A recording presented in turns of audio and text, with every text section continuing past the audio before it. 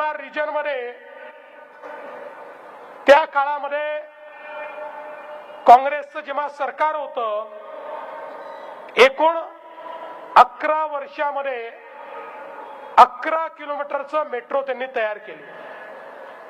ज्यावेळी मी मुख्यमंत्री झालो त्यावेळी मी हा निर्णय केला की आपल्याला हा संपूर्ण MMR रिजन हा मेट्रोच्या माध्यमातून या ठिकाणी कनेक्ट करायचा आहे आणि त्या दृष्टीने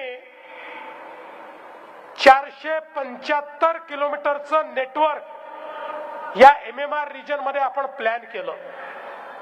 मला आजही आठवतं की नरेंद्र माझ्याकडे आलं आणि मला म्हणाले की साहेब, तुम्ही वेस्टर्न एक्सप्रेसवेवर मुंबईमध्ये मेट्रो आणली आहे, पण ही मेट्रो आमच्या मीरा भाईंदरला देखील आली पाहिजे.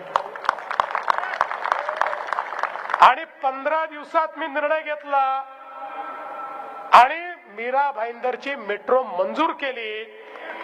त्याचं टेंडर काढलं, त्याचं काम सुरू केलं. आज आपल्याला माहिती आहे ट्रायल झाले आहेत. माझी यानंतरची सभा अंधेरीला आहे. मी सांगितलं होतं लवकर पूर्ण करा, म्हणजे इथनं अंधेरीला मेट्रोनेच जाईल,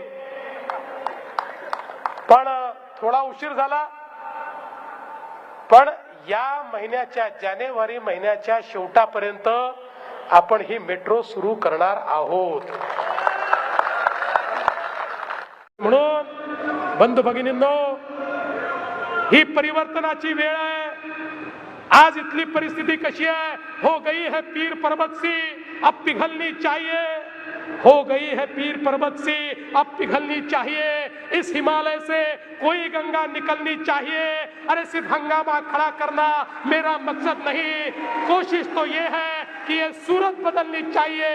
ही सूरत बदलण्याकरता, या वसई विरारला विकासाकडे नेण्याकरता या ठिकाणी मी आलो आहे. तुमची मदत मागण्याकरता आलो आहे. अरे एक धक्का और दो, इन लोगों को फेंक दो और एक नई, यहाँ पर एक नई महायुति को चुनकर दो. एक नया सवेरा होगा. आपके जीवन में भी एक नया परिवर्तन आएगा. और मैं आपको वचन देना चाहता हूँ, एक ऐसा वसई विरार, एक ऐसा नाला सोपारा हम बनाकर दिखाएंगे जिसको देखने के बाद लोग भी आश्चर्य करेंगे. इस प्रकार का विकास हम यहाँ पर करके दिखाएंगे.